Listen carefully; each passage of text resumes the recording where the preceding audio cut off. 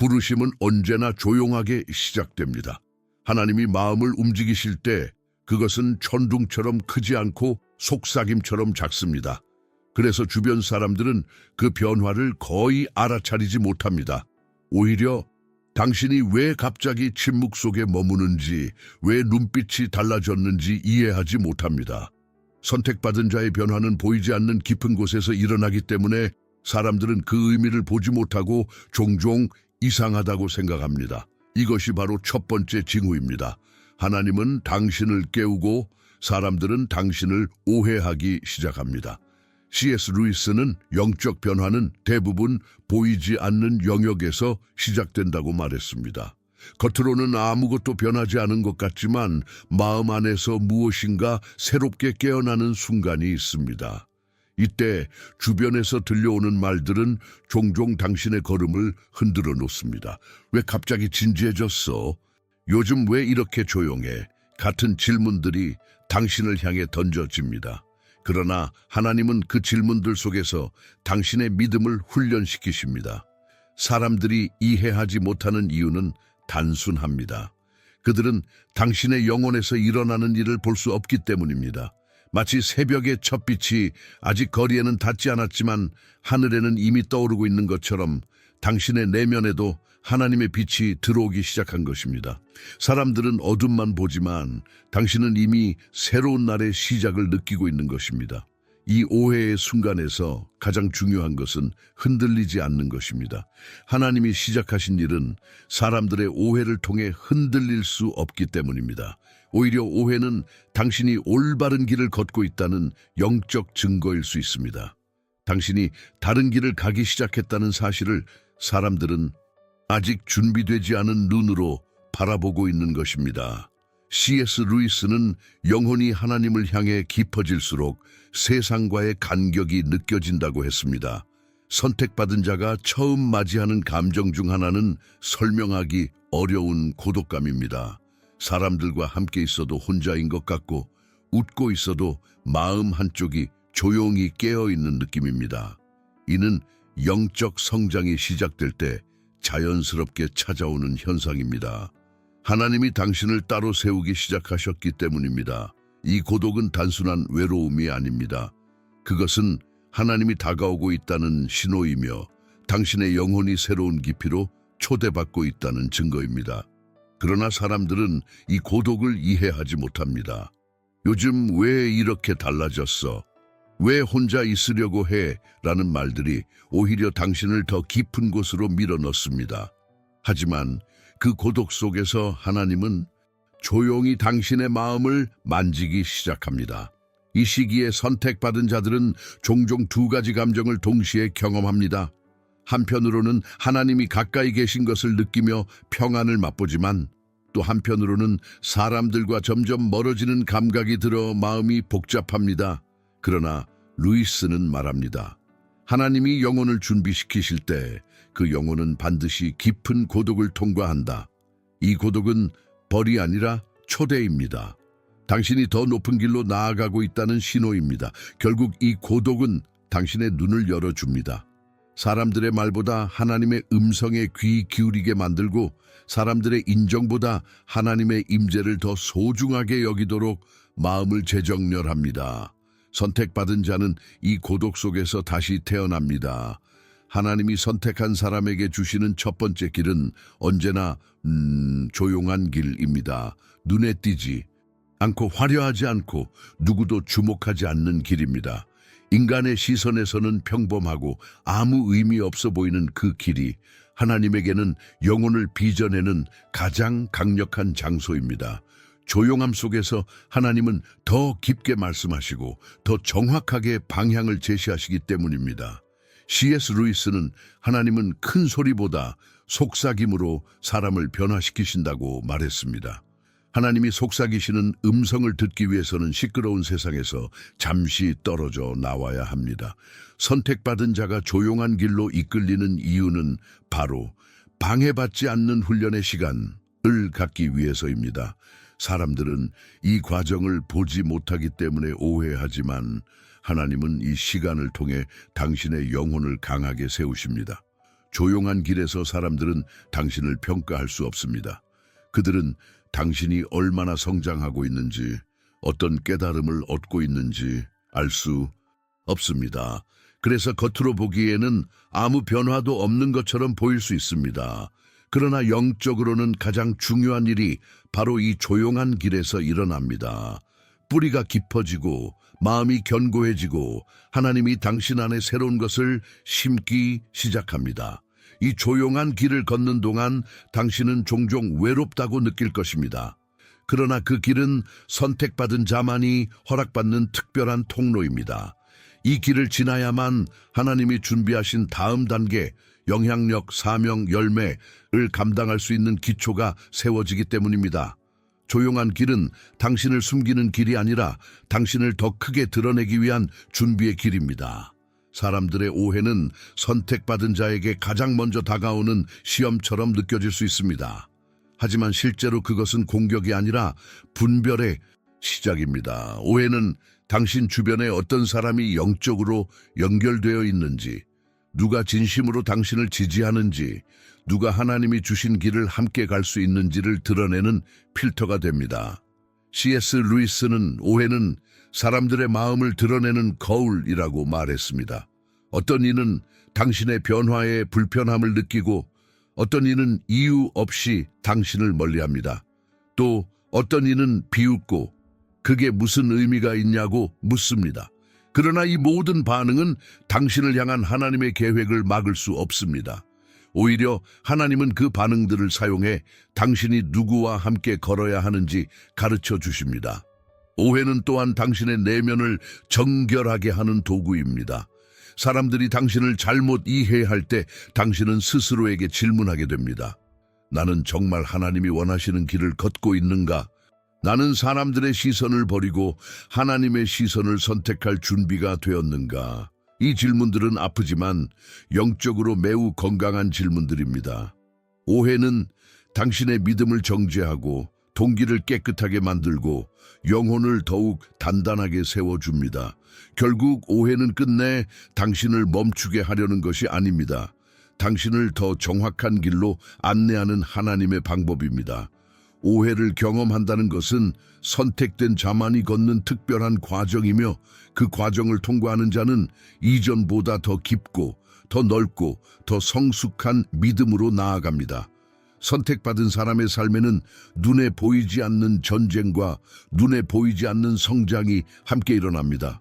사람들은 겉모습만 판단하지만 하나님은 당신의 마음 깊숙한 곳에서 어떤 변화가 일어나고 있는지를 정확히 알고 계십니다. C.S. 루이스는 하나님은 우리의 겉모습보다 동기를 더 보신다고 말했습니다.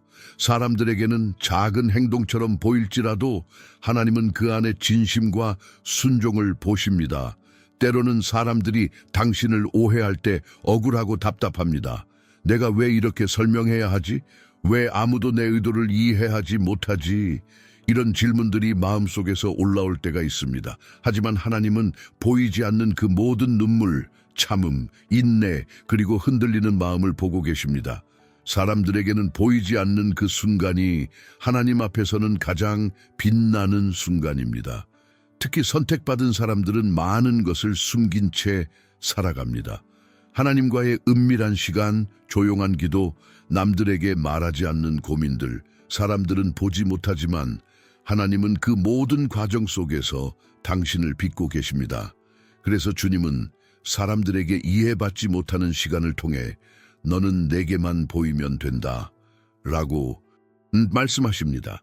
결국 중요한 것은 사람들의 시선이 아니라 하나님의 시선입니다. 선택받은 자는 사람들에게 보이기 위해 사는 이가 아니라 하나님의 눈에 올바르게 살기 위해 부름을 받은 사람입니다. 루이스의 말처럼 우리가 진정으로 서야 할 무대는 하늘뿐이다.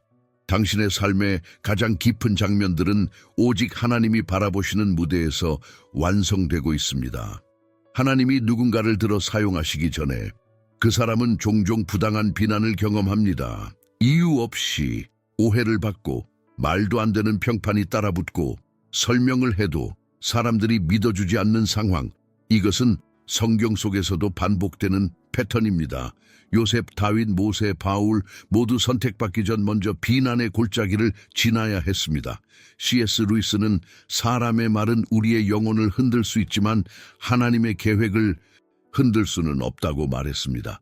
부당한 비난은 당신이 잘못해서 찾아오는 것이 아니라 올바른 길을 걷고 있기 때문에 찾아오는 경우가 더 많습니다. 어둠은 빛을 싫어하며 변화는 항상 저항을 불러일으킵니다. 당신이 영적으로 성장할수록 주위의 반응도 흔들리기 시작합니다. 부당한 비난은 고통스럽지만 그 안에는 깊은 영적 의미가 있습니다. 첫째, 하나님은 이 시간을 통해 당신의 동기를 깨끗하게 하십니다. 사람들의 평가 대신 하나님의 평가는 더 소중하다는 사실을 배우게 됩니다. 둘째, 비난은 하나님이 선택한 자를 분리시키는 도구가 됩니다. 당신과 함께할 수 없는 사람들은 결국 스스로 떨어져 나갑니다. 셋째, 비난을 견디는 과정에서 영혼이 강해지고 사명을 감당할 준비가 됩니다. 무엇보다 부당한 비난은 당신의 정체성을 숨기기 위한 것이 아니라 더 정확하게 드러나기 위한 과정입니다. 하나님은 당신을 낮추고 부수는 것이 목적이 아니라 세상 앞에 더 강하게 세우기 위해 이러한 시간을 허락하십니다. 그러므로 비난은 끝이 아니라 시작입니다. 선택받은 자만이 통과하는 영적 문입니다. 선택받은 자는 반드시 한 번쯤 자기 이미지가 무너지는 순간을 경험합니다. 사람들이 나를 어떻게 보는지, 어떤 평가를 내리는지, 어떤 이미지를 갖고 있었는지 그 모든 것이 흔들리는 시기입니다. C.S. 루이스는 하나님은 우리가 만든 거짓 자기 이미지를 사랑하지 않으신다. 하나님이 사랑하시는 것은 우리가 아닌 우리의 진짜 모습이다 라고 말했습니다. 때로 하나님은 당신의 이미지를 부수십니다. 왜냐하면 사람들이 만든 당신의 모습이 아니라 하나님이 만드신 모습을 따라 살도록 부르셨기 때문입니다. 당신이 사람들의 평판에 너무 의식하며 살아가고 있다면 하나님은 그 의존을 깨뜨리십니다. 당신이 남들의 기대에 맞추려고 살아가고 있다면 하나님은 그 기대를 무너뜨리십니다. 그 과정은 아프지만 그 아픔 속에서 진짜 자유가 찾아옵니다. 이미지가 깨질 때 우리는 두려움을 느낍니다. 사람들이 나를 어떻게 볼까? 내가 이렇게 보여도 괜찮을까? 하지만 하나님은 묻습니다. 너는 그들의 기대에 따라 살 것이냐? 아니면 내 부르심에 따라 살 것이냐? 이 질문 앞에서 선택받은 자는 비로소 진짜 정체성을 발견하게 됩니다.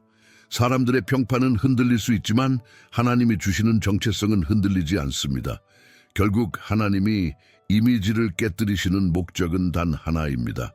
당신이 사람들의 평가가 아닌 하나님의 진실한 사랑 위에서 서도록 하기 위해서입니다. 이미지가 무너진 자리에서 비로소 하나님은 당신을 다시 세우기 시작하십니다. 그 씀은 이전보다 더 단단하고 더 진실하며 더 하나님 중심적입니다. 영적으로 성장하는 사람은 반드시 이해받지 못하는 시간을 경험합니다. 사람들은 변화의 깊이를 보지 못하고 영혼의 성숙을 이해하지 못합니다. 그래서 오해가 생기고 거리가 생기고 때로는 조용한 갈등이 찾아옵니다. 그러나 C.S. 루이스는 이렇게 말했습니다. 우리가 이해받지 못할 때 하나님이 우리를 더 깊은 곳으로 이끌고 있다는 증거다. 이해받지 못하는 시간은 고통스럽지만 그 안에는 은혜가 있습니다. 사람들에게 인정받기 위해 살던 마음이 점점 사라지고 하나님 앞에서만 진실해지는 시간이기 때문입니다. 이해받지 못한다는 것은 사람들이 멀어진다는 뜻이 아니라 하나님이 더 가까이 다가오고 있다는 뜻입니다. 당신은 혼자가 아닙니다. 하나님이 당신의 걸음을 더 조용한 곳으로, 더 깊은 곳으로 안내하고 계시는 중입니다. 이 시기에 선택받은 자는 종종 이런 감정을 느낍니다. 내가 이상한 걸까? 내가 잘못하고 있는 걸까? 하지만 진짜 이유는 아주 단순합니다. 영혼이 성장할 때 그 깊이를 아직 이해하지 못하는 사람들이 있을 뿐입니다. 빛이 강해질수록 어둠은 더 빠르게 물러나고 그 과정 속에서 충돌이 일어나는 것입니다. 이해받지 못하는 순간을 두려워하지 마십시오. 그것은 실패의 신호가 아니라 성장의 신호입니다. 하나님은 이 시간을 사용해 당신의 마음을 다듬고 시선을 고정시키며 더 큰 사명을 위한 준비를 하십니다. 이해받지 못하는 길 끝에는 언제나 하나님의 설명이 기다리고 있습니다. C.S. 루이스는 진짜 믿음은 사람들이 볼 때보다 아무도 보지 않을 때 더 드러난다고 말했습니다. 선택받은 자들은 종종 주목받지 못하는 시간, 아무도 응원하지 않는 시간, 오히려 오해와 침묵만 가득한 시간을 지나게 됩니다. 그러나 바로 그 순간이 하나님이 가장 깊이 일하시는 시간입니다. 조용한 충성은 사람들의 박수와 관심이 아닌 하나님을 향한 순전한 사랑에서 나옵니다. 조용한 충성은 화려하지 않습니다. 하지만 그 속에는 흔들리지 않는 일관성, 보이지 않는 순종, 그리고 하나님과의 친밀함이 담겨 있습니다. 이것은 사람의 눈에 잘 나타나지 않기 때문에 때로는 스스로도 내가 잘하고 있는 걸까? 라는 의문이 들기도 합니다. 그러나 하나님은 조용한 충성을 누구보다 기쁘게 받으십니다. 왜냐하면 그것은 진짜 믿음에서 나오는 열매이기 때문입니다. 이 시기에는 아무도 당신의 노력을 알아주지 않을 수 있습니다. 오히려 왜 그렇게까지 하려고 해? 그게 무슨 의미가 있어? 라는 말만 들을 수도 있습니다. 그러나 루이스는 말합니다. 진짜 충성은 이해받기 위한 것이 아니라 사랑하기 때문에 나오는 것이다. 당신이 하나님을 향해 조용히 걸어가는 그 발걸음 하나하나가 하늘에서는 크게 기록되고 있습니다. 결국 조용한 충성은 당신의 영혼을 강하게 만듭니다. 사람들의 기준이 아닌 하나님의 기준으로 살게 만들고 흔들리는 상황 속에서도 흔들리지 않게 하는 영적 근력을 키웁니다. 이 충성은 시간이 지나면 반드시 드러납니다. 하나님이 당신을 들어 쓰실 때 사람들은 말할 것입니다. 언제 저 사람이 저렇게 단단해졌지? 그 답은 단 하나, 조용한 충성의 시간입니다. 오해가 반복되고 설명해도 통하지 않고 가까운 사람들의 말마저 상처가 될 때 선택받은 자의 마음은 깊이 지쳐갑니다. 그러나 이 지침의 순간은 영적으로 매우 중요한 단계입니다. 왜냐하면 하나님이 바로 이때 가장 깊은 진실을 드러내시기 때문입니다. 그 진실은 바로 사람은 당신을 지치게 할 수 있지만 하나님은 당신을 절대 버리지 않는다는 사실입니다. 마음이 지칠 때 우리는 비로소 하나님께 더 가까이 갑니다. 사람들에게 기대어 살아온 모든 습관이 무너지고 오직 하나님만이 의지할 수 있는 분임을 깨닫습니다. 이것은 아프지만 아름다운 과정입니다. 루이스는 이렇게 말했습니다. 하나님은 우리가 다른 모든 것을 놓았을 때 비로소 가장 분명하게 들린다. 지친 마음으로 드리는 기도는 하나님께 가장 깊이 닿는 기도입니다. 지침은 우리를 연약하게 만드는 것이 아니라 우리의 의존을 바꾸게 만드는 도구입니다. 사람들의 말에서 하나님의 음성으로, 사람들의 승인에서 하나님의 손길로, 사람들의 위로에서 하나님의 임재로 마음의 중심이 이동하는 순간입니다. 그래서 하나님은 때때로 우리의 마음을 부드럽게 낮추기 위해 오해의 시간을 허락하십니다. 그리고 마지막으로 지친 마음 속에서 우리는 이런 놀라운 진리를 발견합니다. 나는 혼자가 아니었다. 비록 사람들은 이해하지 못했지만 하나님은 한순간도 당신을 놓지 않으셨습니다. 이 깨달음은 가장 깊은 상처를 치유하고 새로운 힘을 주며 다음 단계의 부르심을 준비하게 만듭니다. 선택받은 자가 성숙해질수록 하나님은 그 사람의 마음을 사람에게서 떼어내어 진리에 묶으십니다. 사람의 감정, 판단, 인정은 너무 쉽게 변합니다. 어제 나를 칭찬했던 사람이 오늘 나를 오해할 수 있으며 오늘 나를 지지하는 사람이 내일 등을 돌릴 수도 있습니다. 그래서 하나님은 선택받은 자를 사람에게 의존하지 않도록 만드십니다. C.S. 루이스는 사람에게 묶인 마음은 흔들리지만 진리에 묶인 마음은 흔들리지 않는다고 했습니다. 하나님이 선택한 사람은 반드시 이 과정을 통과합니다. 사람들의 반응에서 자유해지고 오직 하나님의 말씀과 진리 위에 서는 과정입니다. 이 과정은 아프지만 영적으로는 가장 큰 성장입니다. 때로는 사람들이 떠나기도 하고 관계가 어색해지고 이유를 설명할 수 없는 거리감이 생길 때도 있습니다. 그러나 이 모든 일에는 하나님의 목적이 숨어 있습니다. 하나님은 당신이 사람의 말보다 하나님의 말씀을 더 신뢰하는 사람이 되기를 원하십니다. 사람들이 당신을 인정하지 않아도 하나님은 당신을 붙들고 계십니다. 이 과정을 통과한 사람은 흔들리지 않는 사람이 됩니다. 누가 뭐라고 해도 중심이 무너지지 않고 상황이 바뀌어도 사명이 흔들리지 않습니다. 그 이유는 단 하나, 당신의 마음이 더 이상 사람에게 묶여있지 않고 하나님의 진리에 묶여있기 때문입니다. 이것이 선택받은 자가 반드시 거쳐야 하는 성숙의 길입니다. 선택받은 자가 부르심을 따라 걷기 시작하면 가장 먼저 흔들리는 것은 관계입니다. 오랫동안 가까웠던 사람들이 갑자기 멀어지고 마음이 맞았던 사람들이 더 이상 이해해주지 못하고 때로는 설명할 수 없는 갈등이 생기기도 합니다. 이것은 당신이 잘못해서 일어나는 일이 아니라 하나님이 새로운 단계로 옮기시기 위해 정리하고 계신 과정입니다. C.S. 루이스는 하나님이 들어 사용하시려는 사람에게는 반드시 재배치가 일어난다고 했습니다. 하나님은 당신이 앞으로 가야 할 길에 맞지 않는 관계는 부드럽게, 때로는 갑작스럽게 끊어내십니다. 당신이 붙잡고 있는 손을 빼내실 때도 있습니다. 그 이유는 간단합니다. 지금의 관계가 내일의 사명을 감당할 수 없기 때문입니다. 관계가 흔들릴 때 우리는 불안해합니다. 내가 뭘 잘못한 걸까? 왜 이 사람이 떠나지? 하지만 하나님은 말씀하십니다. 네가 가야 할 길은 더 멀고 더 높다. 하나님이 준비하시는 사명은 때로는 함께 할 사람을 새롭게 바꿔야만 감당할 수 있습니다. 그러므로 떠나는 사람은 떠나도록 내버려 두고 하나님이 보내시는 사람을 받아들일 준비만 하면 됩니다. 그리고 놀라운 사실이 있습니다. 관계가 흔들리는 시기가 지나고 나면 하나님이 보내시는 사람들은 이전보다 더 성숙하고 더 건강하고 더 영적으로 맞는 사람들이 됩니다. 주님은 절대 당신에게서 빼기만 하지 않으십니다. 언제나 뺄 때에는 채우기 위한 준비가 함께 이루어지고 있습니다.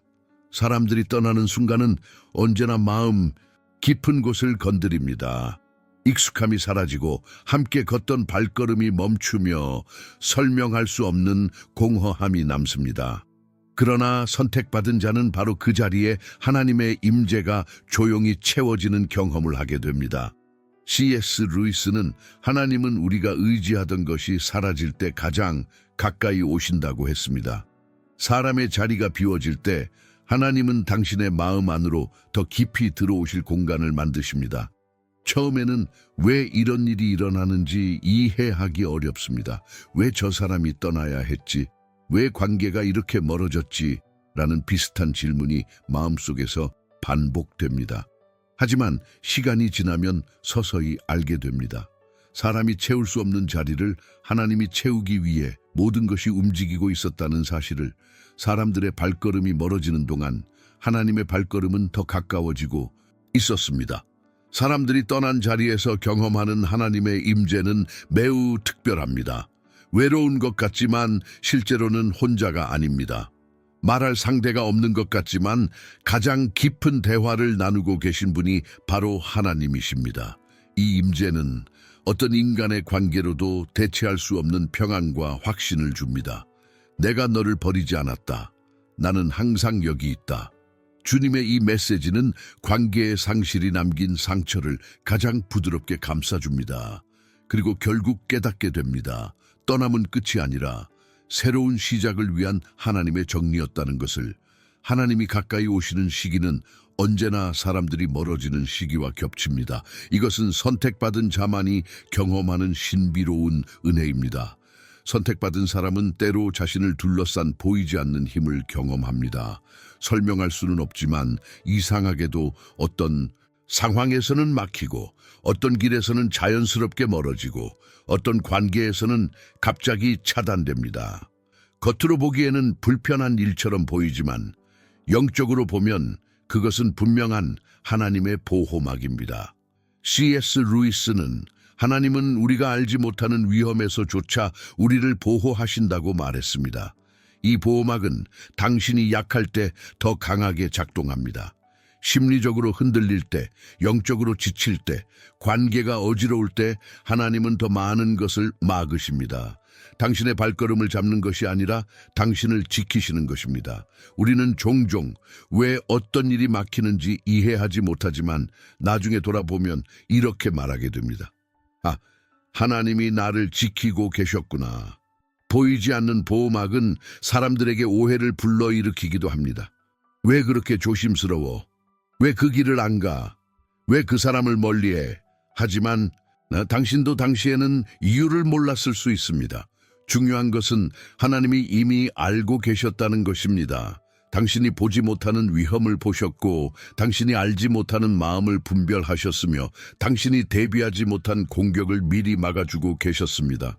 이 보호막은 눈에 보이지 않기 때문에 가끔 하나님이 멀리 계신 것처럼 느껴질 때가 있습니다. 그러나 진실은 그 반대입니다. 보호막은 하나님이 아주 가까이 계신다는 명확한 증거입니다. 하나님의 보호는 커다란 기적의 모습보다 막힌 길, 끊어진 관계, 갑작스러운 차단 같은 형태로 더 자주 나타납니다. 당신이 겪었던 모든 막힘은 사실 하나님의 사랑이 만든 울타리였습니다. 오해는 길지 않습니다. 고통도 영원하지 않습니다. 하나님이 선택하신 사람에게는 반드시 부르심이 드러나는 시기가 찾아옵니다. 그 순간은 마치 긴 안개가 걷히고 멀리 있었던 산의 윤곽이 또렷하게 드러나는 것처럼 찾아옵니다. C.S. 루이스는 고통은 영혼을 깨우지만 목적은 영혼을 일으킨다고 말했습니다. 오해의 시련이 끝나면 당신은 이전보다 더 선명한 목적을 보게 됩니다. 그동안 이해받지 못했던 행동들이 의미가 생기고 사람들에게 설명할 수 없었던 결정들이 하나님의 흐름 속에서 연결되기 시작합니다. 그리고 당신은 고개를 들고 말하게 됩니다. 아, 그래서 하나님이 나를 그 길로 이끄셨구나. 이 깨달음은 단순한 이해가 아니라 영혼을 향한 하나님의 계획을 마침내 보는 순간입니다. 이때 주변 사람들도 변합니다. 예전에 당신을 오해하던 사람들조차 너한테 이런 은사가 있었어? 언제 이렇게 성숙해졌지? 하고 놀라기 시작합니다. 그러나 그들은 당신이 지나온 고독, 눈물, 조용한 순종을 보지 못했습니다. 하나님이 당신을 빚으신 시간은 사람들에게 숨겨져 있었지만 결과는 숨겨질 수 없습니다. 이 단계에 이르면 당신은 더 이상 사람들에게 설명하지 않습니다. 설명이 필요 없는 사람이 되기 때문입니다. 당신의 삶 자체가 하나님이 하셨음을 증거하게 됩니다. 오해는 사라지고 진짜 부르심만이 빛처럼 드러납니다. 그리고 그 순간 당신은 알게 됩니다. 지나온 모든 시간은 헛되지 않았음을, 모든 고난은 목적을 향한 다리였음을, 선택받은 자의 마지막 단계는 언제나 사랑과 용서입니다.